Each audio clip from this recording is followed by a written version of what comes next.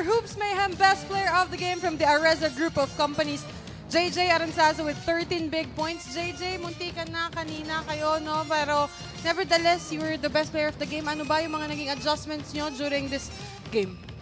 Bale, yung adjustment namin sa exile sa team, talagang gusto rin namin makabawi sa kanila dahil yung last season na kumbaga ano din dikit din yung game namin, talagang aggressive yung depensa, walang bigayan, tsaka yun. Tsaka yung sabi ng coaches namin na depensa, tas sipag lang para makuha namin yung panalo. Yun lang.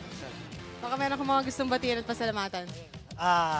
Nagpapasalamat po ako dito sa team namin, kay Boss Leo Jimenez, tsaka kay Boss Alvin Hipolito, tsaka dun sa misis ko, at sa misis ni Ian San Luis, sa anak ko, tsaka sa anak niya. Tsaka,